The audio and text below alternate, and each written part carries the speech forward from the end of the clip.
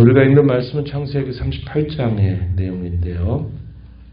37장부터 쭉 50장까지 우리가 읽어가는 내용에서 요셉이 등장합니다. 야곱의 아들 가운데서 이 요셉을 중심으로 해서 하나님의 약속이 어떻게 펼쳐져 가는가 하는 내용들을 우리가 읽어가게 되는데, 그 가운데 하나의 삽입된 이야기가 이 38장에 기록됩니다. 우리가 읽었던 이 말씀처럼 창세기 38장에서는 야곱의 아들 가운데 유다의 가정에 관한 이야기가 주어집니다. 우리가 마태복음에 보게 되면 메시아 족보 가운데서 이 유다 그리고 다말 또 이 베레스 등장하는 인물들이죠. 이들이 메시아 족보에 포함이 되었습니다만 그것은 훗날에 참 그들을 하나님께서 긍휼히 여기셔서 영광스럽게 하신 것이지, 실제로 이들의 삶이나 이들의 모습이 그렇게 영광스러운 족보 안에 이렇게 들어갈 만큼 그들이 하나님 앞에 아주 올바르게 잘 살았던 것이 아니었다 하는 것을 오늘의 이야기는 우리에게 보여주고 있습니다.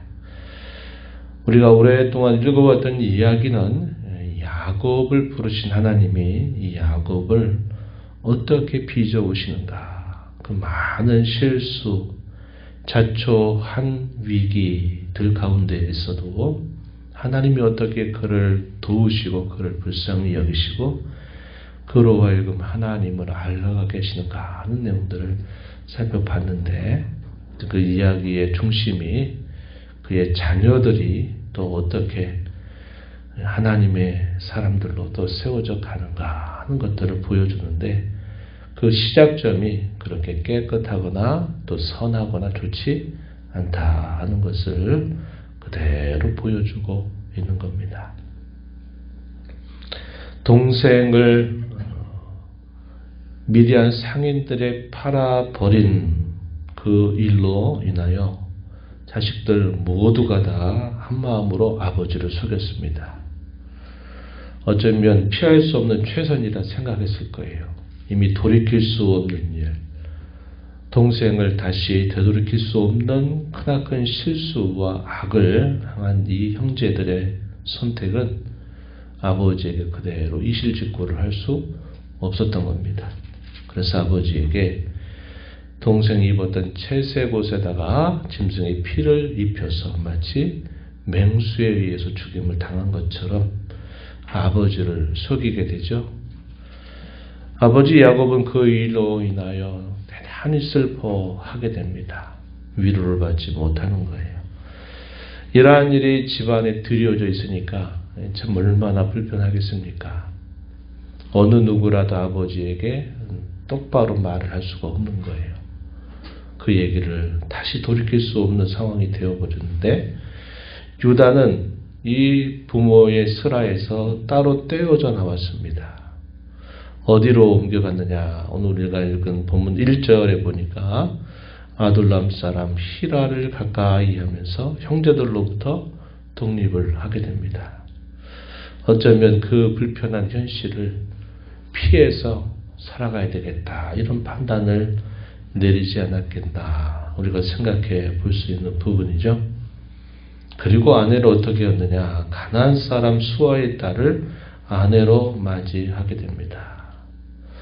그래서 이 아내를 맞이하는 과정도 보면 아주 독립적으로 개별적으로 자기 스스로 결정해서 한 일이 되지, 아버지 야곱으로부터 어떠한 승낙이나 어떠한 것을 받지 않았다 하는 것처럼 보여지죠.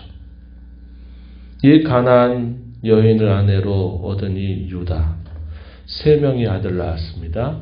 엘과 오난과 셀라라고 하는 아들을 낳는데, 장자 엘을 위해서 다말이라고 하는 여인을 그의 아내로 맞이하게 됩니다. 그런데 자식이 없이 죽임을 당합니다. 여호와께서 그를 치신 거예요. 그 이유는 여호와 보시기에 악했다. 무엇 때문에 어떠한 것이 계기가 되는가에 대한 설명이 없어요. 그러나 그의 삶 전체가 하나님이 그를 데려가실 만큼 그가 악을 행했다는 사실을 말해주죠. 고대의 풍습 가운데서 자손을 번성하는 일은 대단히 중요한 일이었습니다. 그 일을 위해서 계대교돈이라고 하는 것이 당시에 관습처럼 이어졌단 말이죠. 자손을 이어주는데 그 자손이 자기 얻은 남편으로부터 얻지 못하게 될 때는 그 동생이 그 형제, 그 형님의 자식을 이어주는 의무, 책임을 감당해야만 됐다는 겁니다. 둘째 아우를 이제 이 다말에게 보내는데 이 둘째 아우 오난이 자기가 해야 될 그 의무를 행하지 않게 된 겁니다. 이 일이 또 하나님 보시기에 악하기 때문에 하나님이 이 오난을 또 데려가셔요. 계대의 책임을 불이행한 거죠. 일부러 고의적으로 어기게 된 일로 인해서 그가 또 죽임을 당하게 됩니다. 유다는 다말에게 수절하고 기다리라고 말해요. 말제 아들이었던 셀라가 장성할 때까지 기다리라 말하면서 부모의 집에 가서 수절하고 있어라 이렇게 요청을 합니다. 그 사이에 유다의 유다의 아내도 죽게 돼요. 그래서 이 유다의 가정이 어떤 형편이었는가 상상해 보면 대단히 무릴서하고 혼란스럽고 고통이 많은 가정이었다는 것을 우리가 알 수 있습니다. 유다가 어떻게 하는가? 이 막내 아들이었던 이 셀라도 또 앞에 자식들 같이 죽게 될까 염려해서 일부러 내주지 않는 그런 일을 한 겁니다. 속인 일을 한 거죠. 이런 일이 시간이 흘러가게 되니까 다말 같은 경우에도 이게 이제 이상하다라는 생각을 했을 것입니다. 그런데 때마침 이 유다가 자기의 양털을 깎는 일을 맞아서 딥나라고 하는 곳에 찾아갔어요. 이 딥나에 찾아가서 양털을 깎는 자에게 이르게 되는데 바로 그때에 그 소식을 들었던 다말이 과부의 옷을 갈아입고서 마치 창녀처럼 연장해서 거기 이 딥나 곁 에나임이라고 하는 곳에 그 여인이 찾아갑니다. 다말이 그 여인을 보고서 창녀인 줄 알고 어떻게 합니까? 관계를 가져요. 그 관계를 가진 대가로 뭘 약속하냐면 염소 새끼 한 마리를 약속을 합니다. 그런데 염소 새끼가 바로 없잖아요. 그러니까 어떻게 하냐면 담보물을 맡기는데 그 담보물이 도장과 끈과 지팡이를 그 담보물로 맡기고 나중에 이것을 염소 새끼를 가져다 주고 그것을 찾으려고 했던 것입니다. 그 사이에 다말은 이 유다로 말미암아 임신하게 되었고 유다는 그의 친구 히람에게 염소 새끼를 보내서 담보물을 찾아오려고 부탁을 했지만 이 다말이 그곳에 있지를 않은 것이죠. 친구를 통해서 거기에 없다라고 말합니다. 거기 분명히 창녀가 있었는데 이 마을에는 그 창녀가 없다라는 말을 듣게 되면서 됐다. 내가 할 일을 했는데 만나지 못했으니까 이 일들은 그대로 조용히 덮어두자. 이렇게 하고 지나간 것입니다. 3개월 정도가 지났습니다. 그의 며느리 다말이 행음했다고 하는 소식이 유다에게 전해지면서 유다가 분노합니다. 그리고 그 행음한 그 며느리를 끌어내서 불살르라고 명령을 내렸어요. 그러자 그 다말이 어떻게 합니까? 내가 이것의 주인으로부터 임신하였다라고 말하면서 뭘 보여주냐면 담보물로 맡겼던 도장과 끈과 지팡이를 보여준 것입니다. 이 물건 임자로 말미암아 내가 임신하였다라고 이렇게 말합니다. 그 순간 유다가 충격을 받게 되죠. 뭐라고 이야기합니까? 26절 우리가 읽은 말씀, 유다가 이렇게 말했어요. 그는 나보다 옳도다. 내가 그를 내 아들 셀라에게 주지 아니하였음이로다. 그래서 그 며느리를 처단할 수가 없게 된 겁니다. 자기가 오히려 그 며느리보다 불의하다. 이렇게 그가 고백을 하면서 다시는 가까이 하지 아니하였다. 이렇게 표현되어 있고, 다말은 그의 시부로 말미암아 결국 자식을 낳는데 그 자식이 쌍둥이였습니다. 베레스와 세라를 낳는데 또 여기서도 이 쌍둥이들 가운데서 또 특별한 일이 생겼죠. 첫째를 표시하기 위해서 첫째에다가 홍색실을 묶어줍니다. 세라가 첫 번째 나오는 아들이었는데, 근데 나중에 보니까 결국 누가 먼저 나오는 베레스가 먼저 나왔어요. 그래서 장자가 순간에 바뀌어버리는 일이 있게 된 겁니다. 이런 일들이 유다의 가정에 있었다라는 사실을 성경은 그대로 말해줘요. 왜 유다의 이야기를 기록했을까요?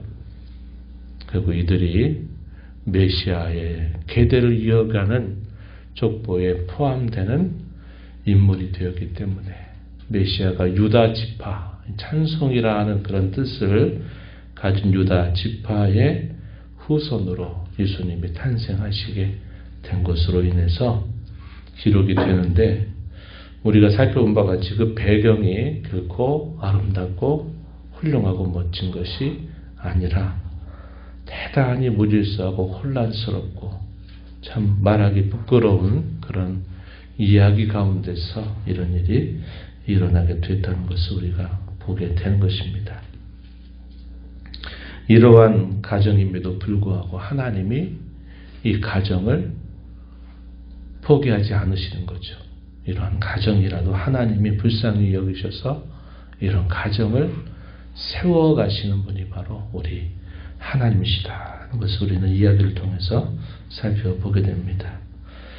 죄가 갖는 성격, 그 성격이 어떤 성격인가를 우리는 다시 예의주시할 수 있어요. 이 죄라고 하는 것은 모든 정상적인 관계, 올바른 관계를 다 부셔버리고 그 틀을 깨뜨려 버리는 결과를 가져다 준다는 것을 우리는 확인할 수 있습니다. 아들이 여호와 보시기 앞에서 둘이 다 죽임을 당하고, 또 유다는 또 막내까지 죽으면 안 되겠다, 자기의 자손이 죽으면 안 되겠다 그래가지고 며느리를 수절하게 만들고서는 보내지를 않는 겁니다. 또 다말은 후손을 이어가겠다는 생각에 자기의 시부가 온다고 하는 소식을 듣고 창녀로 변장해서 그를 만나 관계를 맺으면서 또 자식을 임신하게 되고, 이런 과정들이 죄가 역사하는 과정처럼 분명히 보여진다는 것입니다. 죄의 결과가 이와 같이 결국 모든 정상적인 것들을 다 깨뜨려 버린다는 것을 우리가 확인하게 돼요. 그럼에도 불구하고 이러한 죄가 가득한 그의 모습이나 그의 가정임에도 불구하고 하나님은 이를 마저도 불쌍히 여기셔서 이 수치와 부끄러움을 훗날에는 영광스럽게 바꾸어 주시는 그 하나님의 은혜로운 역사를 보여주고 있다는 것입니다. 이게 우리 하나님의 선하심이고 하나님의 은혜라는 사실을 우리는 알게 되는 겁니다. 우리가 살아가는 매일매일의 삶 속에서 크고 작은 많은 일들을 우리가 깊이 생각해 보면 우리도 이 죄의 문제를 떠나지 못한다는 것을 늘 경험하고 느끼고 또 살아가고, 또 그것이 원인이 돼가지고 또 그로 인해서 이런저런 일들을 겪고 살아가는 것이 우리의 모습일 것입니다. 그럼에도 불구하고 하나님이 저와 여러분을 사랑하시고 불쌍히 여기셔서 그분의 은혜가 함께하는 그러한 자녀들이 되게 하셔서 빚어가신 하나님의 손길을 우리는 보면서 이 땅을 살아가고 있는 겁니다. 그 하나님의 은혜로 귀히 여기고 그 은혜를 받고 살아가고 있다는 사실들을 우리가 기억한다면 그분이 우리에게 주신 그 말씀, 그 뜻 안에서 죄와 싸우며 그분의 뜻을 이루어가는 일에 더 힘을 기울이고 살아가는 그런 자세가 저와 여러분에게 오늘도 요구되고 있다 하는 것을 생각하면서 흩어진 교회로 살아가는 저와 여러분의 삶 속에 우리의 생각과 뜻보다 하나님의 말씀과 그 하나님의 뜻을 늘 마음에 품고 행하기를 다짐하고 은혜를 구하며 힘써 나가는 저와 여러분이 되기를 바랍니다. 하나님 아버지 감사합니다. 이 새벽 시간에도 저희들을 깨워주셔서 오늘도 새날 주신 아버지 앞에 나와 찬양드리며 저에게 주시는 말씀을 또 읽으면서 말씀 속에서 하나님 어떻게 일하시는지 또 그 일하신 하나님이 오늘도 동일하게 저희를 어떻게 대하시는지 또 살펴보게 하심을 감사드립니다. 야곱의 삶을 동행하셔서 이스라엘로 만들어 가시는 하나님, 야곱의 자녀들의 여러 어지러움과 혼란과 무질서와 죄로 점철된 그들의 모습을 하나님 여전히 그들을 불쌍히 여기셔서 그들을 빚어가신 하나님의 손길이 계속됨을 저희가 살펴봅니다. 저희의 삶 속에 찾아오신 하나님이 늘 은혜의 하나님으로 저희들을 이와 같이 빚어가고 계심을 늘 기억하게 하셔서 은혜를 은혜로 알고 죄에 거하지 않으며 하나님의 뜻을 즐겨 행하는 자들로 살아가는 저희들이 되게 하여 주옵소서. 은혜의 보호자 앞에 나와 아버지 은혜를 구하는 모든 심령들의 간구에 귀를 기울여 주시고 응답해 주시기를 바라며 예수님 이름으로 기도하옵나이다. 아멘.